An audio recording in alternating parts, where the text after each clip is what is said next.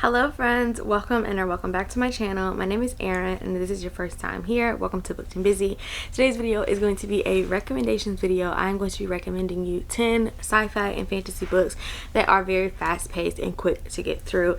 I'm a mood reader and I find myself in very specific moods, and I often find myself looking for something fast, looking for something that's just gonna pull me in. I often will say like the pages just turn themselves. That's what I'm looking for, something really immersive. And so I have chosen 10 books off my shelves that I have read and I think fit this criteria to recommend to you.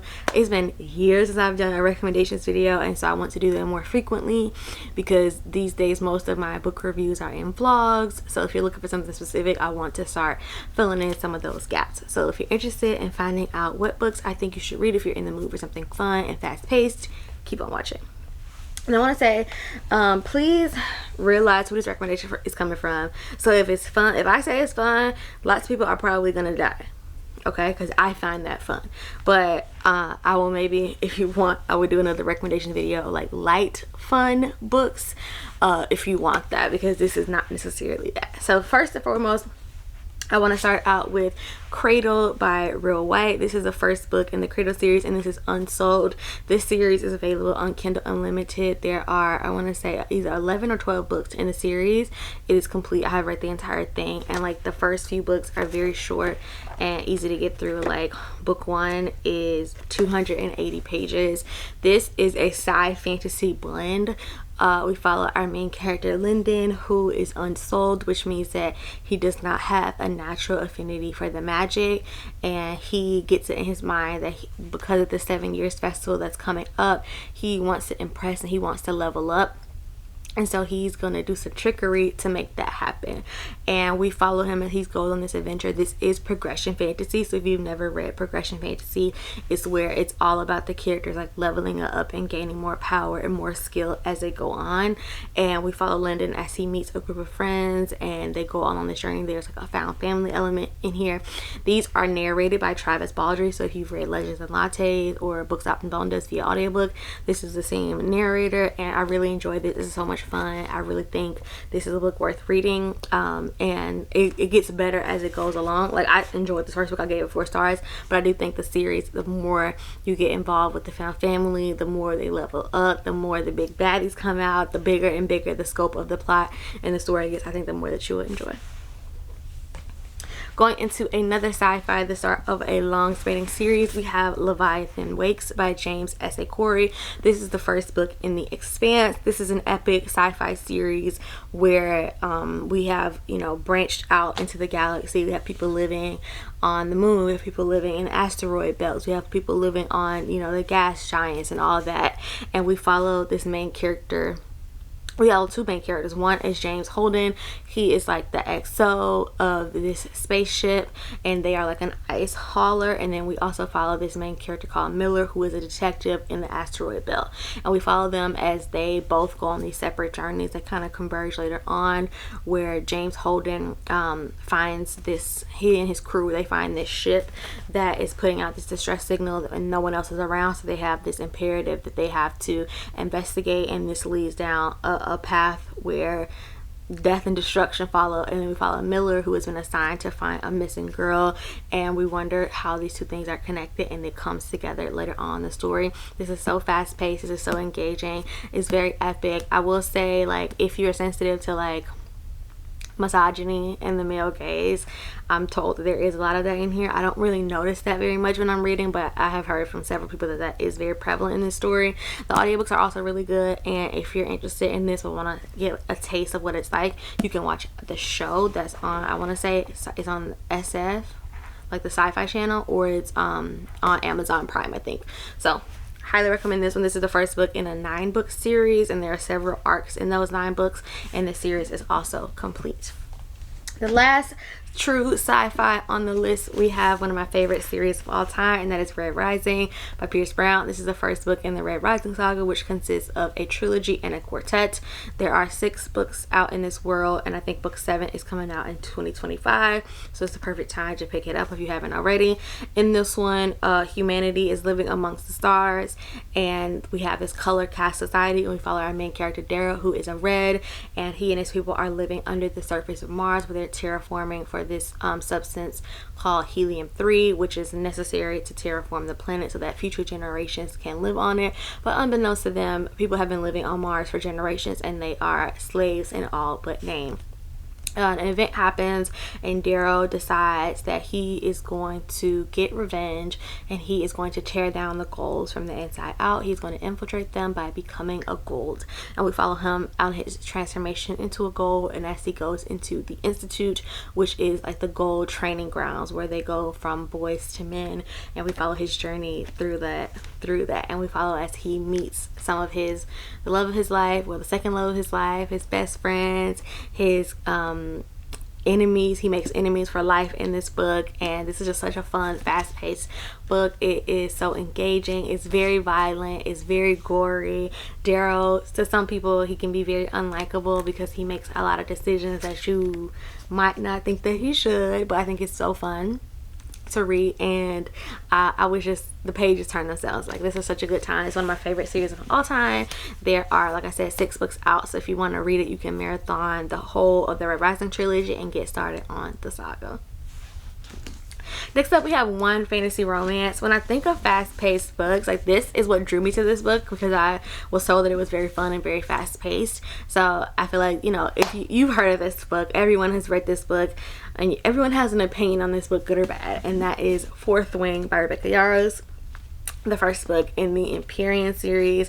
This is just so fun, and I find that books that have framing narratives like this one really fast-paced and engaging to get through, because you're just going from like one trial to the next, trying to see what's going to happen and if your characters are going to survive to live and fight another day. In this one, we follow our main character Violet Sorrengail, who is the daughter of a general, and she has been training her whole life to go into the Scribes Quadrant, but when the day comes, her mom says that no daughter of hers will go into the Scribes Quadrant, and that she will have to become a dragon rider. And so there are a lot of dangers that are involved with becoming a dragon rider, and most people don't survive to even meet the dragons. And we follow Violet as she's on this journey to become a dragon rider, and she has a lot of difficulties, including chronic illness and making enemies on the first day, and having, you know, people who are morally opposed to her and her family and what they stand for. This is such a fun, fast-paced fantasy romance. I really enjoyed this. I didn't love the sequel quite as much, but this book on its own is just so good and so fun and so interesting, and I think that this is another case where, like, the pages just turn themselves. You want to find out what happens next. You want to keep going, and so I highly recommend it if you haven't. If you're still on the fence and for whatever reason you have not been one of the millions, essentially, whoever at Fourth Wing, I say you should give it a shot. Next up, we have another indie fantasy. I have the sequel, but I'm going to be talking about this duology in tandem, and that is The Forging of Age duology. So the first book is Bones to the Wind, and the second book is Dragging Your Bones. This is new adult fantasy series where we follow a cast of characters. We follow Raja, Kai, and Kai's sister Nico as they go on this journey. This is another story where you go from becoming children to adults through this ritual called the forging, where they have to go out onto the sea of sand and survive for a certain number of days, and then bring a specific thing back with them. And we follow our characters as they are going out on this journey, and they have various relationships amongst them. There's romance, there's friendship, there's heartbreak, there's political intrigue, there's scheming. It's so fun, it's so fast-paced, it's so engaging, and you really grow to care about these characters. We follow, like, our main character, I would say, is Raja, and Raja is very unlikable, but she is very capable. And so we follow characters who are very likable and not capable. We follow characters who have these different levels of magic abilities, and how their magic is influenced and looked down upon by the people in this town. And then there's this political faction that are trying to make sure that some of the characters don't make it back home. This is such a fun series. This is a book club series that a series that I read with my book club, the BC Book Club, last year. And one of our few successes of the year. Both myself and my co-host Capri, we really enjoyed this one, and I highly recommend this one. And this is another fantasy series by a Black author. So if you're looking to, you know, read more Black authors, read more indie fantasy, that one has my stamp of approval.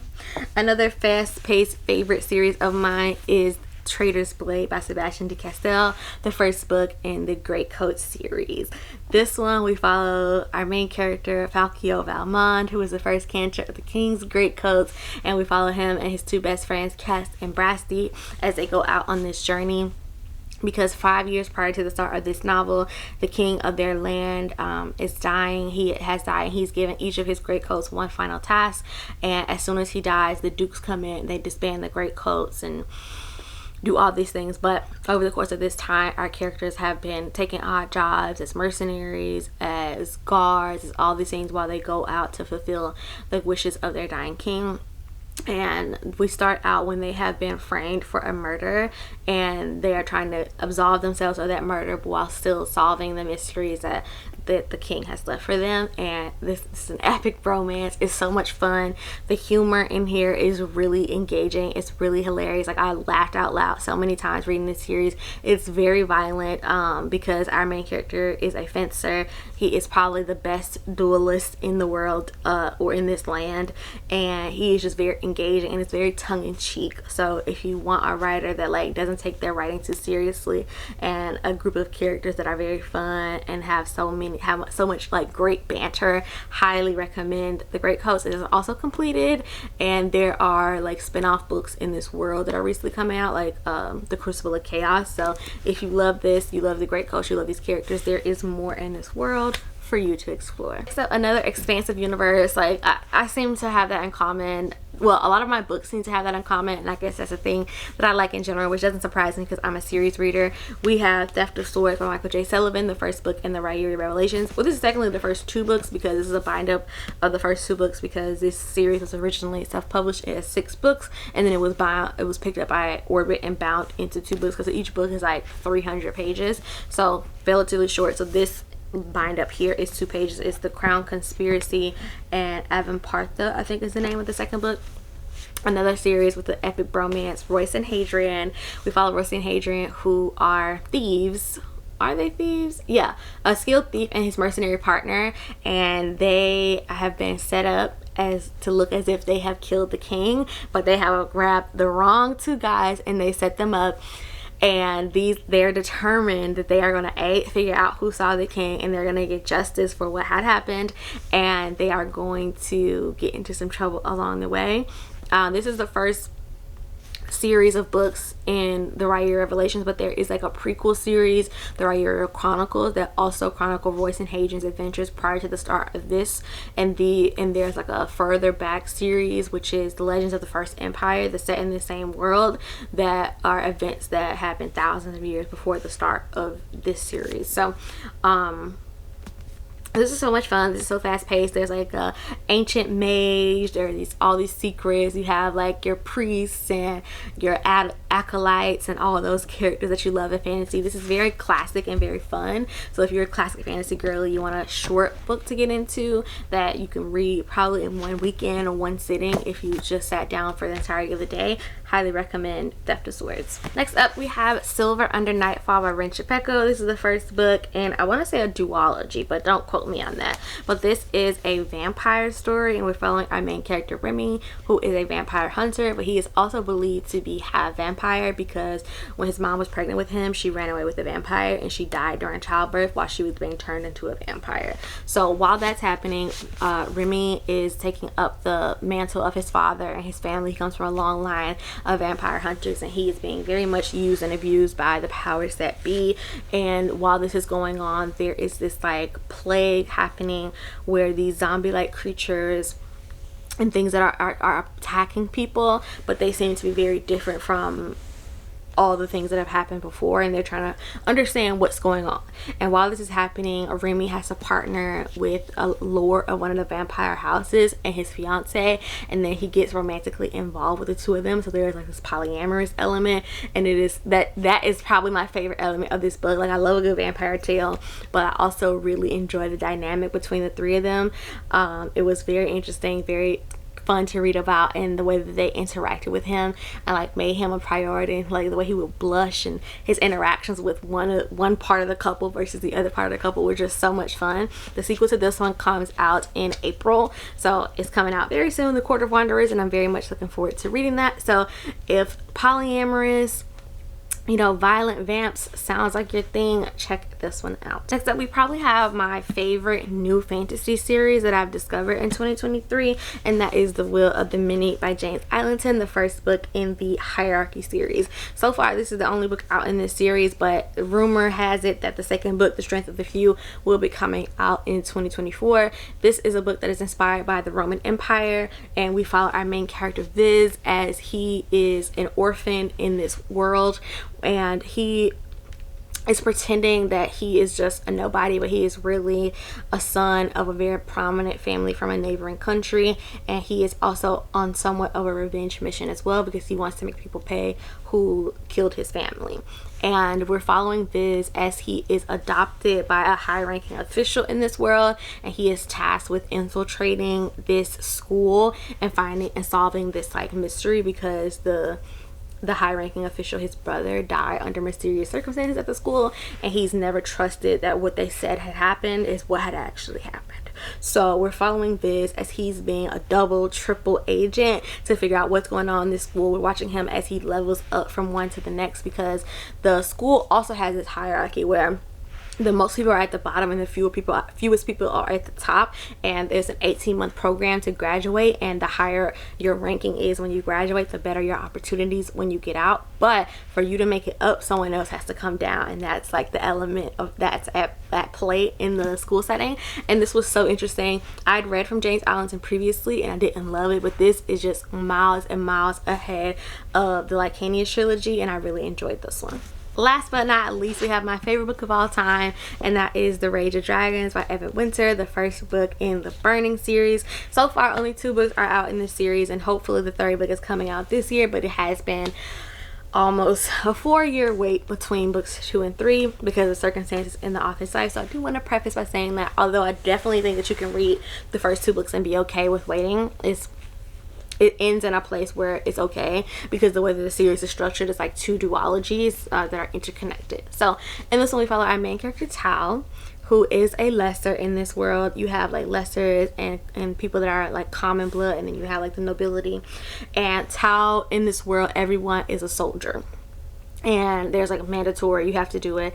As well as being soldiers, there 1 in 1,000 women has the power to call down dragons, and 1 in 100 women has the power to call down dragons, and 1 in like 1,000 men has the power to be enraged by these women. And the dragons are like a tool of power that they use because the Omehi people are in this constant battle with the native people of this land, because since they arrived fleeing things unknown, they have decided that they were going to make this land theirs, and the native people are not a fan of that idea. And Tal, he has this girl that he wants to marry, so he has this plan to injure himself so he can get honorably discharged from the military, but circumstances happen and tragedy strikes, and then he is determined to get revenge on the nobility that have wronged him. So he determines that he is going to become the best warrior ever so that he can mete out his revenge on his betters. And we follow Tal as he gets into like a training school, and he trains day and night to become the biggest, the baddest, the best soldier there is. And we watch him as he gets his revenge, and it is so satisfying. It's so fun. It's so good. Tal is very much a no thoughts, head empty, one-track minded type of character. So if you don't like that, you might find him very frustrating, but I think that the world building, the action scenes are all so well done. that it is a book that you're gonna want to read and you're not gonna want to put down. I read this in one sitting in one evening because I was just so enthralled and I just couldn't look away, and I just had to know what was gonna happen next. So yeah, these have been 10 fun, fast-paced sci-fi and fantasy recommendations. If you have any recommendations that you think fit the category, fit the criteria, make sure you leave them down in the comments below so that other people that are watching it can get even more recommendations, and maybe you can find one for yourself as well. If you made it to the end of the video, let's leave some type of red emoji for Silver under Nightfall, and I will see you in my next one. Goodbye.